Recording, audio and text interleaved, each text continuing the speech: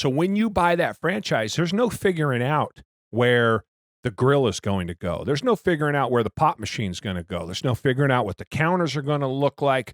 There's no figuring out where the product is going to be held, the refrigerators, what the temperature controls need to be. There is no what the point of sale system, the POS system is going to be. There is none of that. They literally will tell you, you need to find a box that's 900 square feet, 1,000 square feet, 2,500 square feet, whatever it is.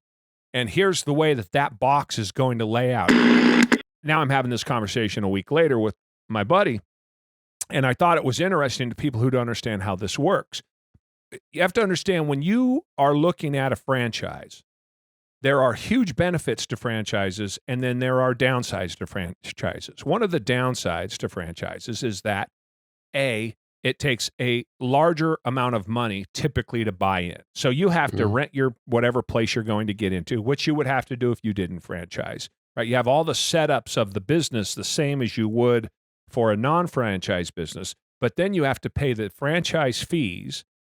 That is, if you went with a Dairy Queen, I have no idea how much it is, but I'll just make a number up. I would guess Dairy Queens are like $50,000. I don't have any idea.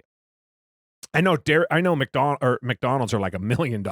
Yeah. So, right, it's big dollars, probably $200,000.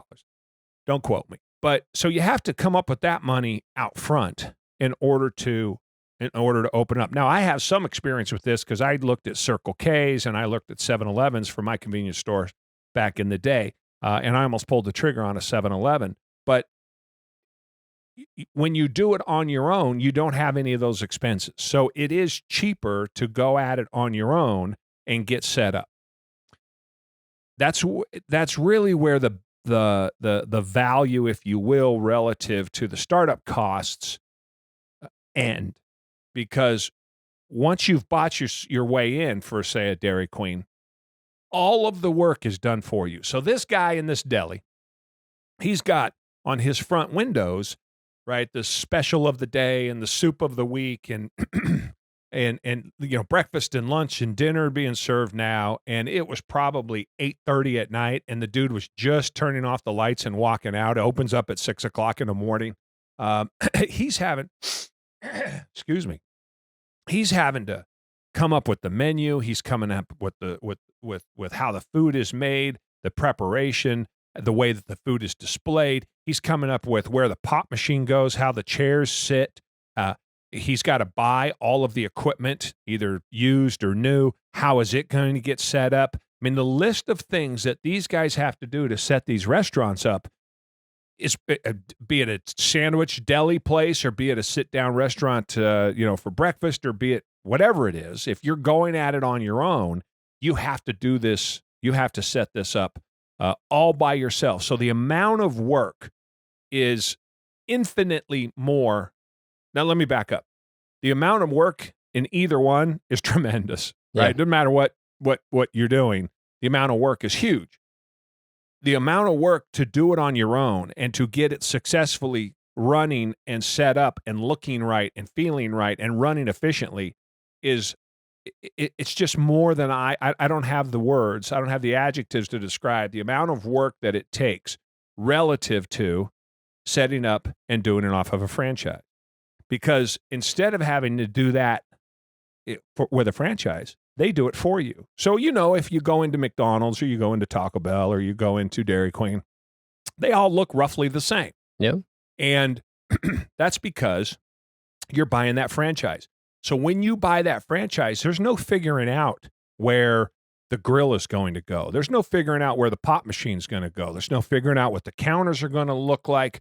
There's no figuring out where the product is going to be held, the refrigerators, what the temperature controls need to be. There is no what the point of sale system, the POS system is going to be. There is none of that. They literally will tell you, you need to find a box that's 900 square feet, 1,000 square feet, 2,500 square feet, whatever it is.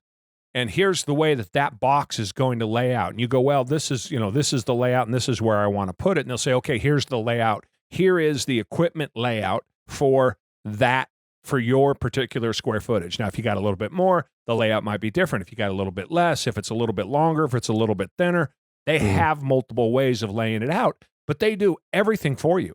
Well, I'd say also the big things are probably supply chain and customer base as well. Well, I haven't even got to that yet, right? Mm-hmm. So they do everything for you. So you go, well, Jerry, it's $250,000. On the one side, you have to figure out how all of these things work for yourself on your own when you start your deli, in this example. On the Dairy Queen side, they've done everything for you. They send in installers. They have groups that do this, and they come in, and however long it takes, a week, a month, I don't know. But when they leave, you've got a turnkey operation. Mm-hmm. And then while they're building it, typically you're going to be off for 2 weeks of training at whatever training center they have. Again, you pay for it, but you come back and you're trained. And then you have support, regardless of what's going to happen through them.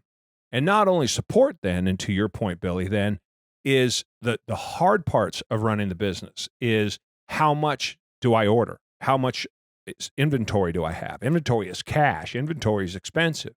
So if you don't know how busy you're going to be based on some metric, because you don't know what that metric is, you might order too much and then it goes to waste, and that's money you're throwing out the front door. You might not order enough and then you're out of it and you don't have it to sell.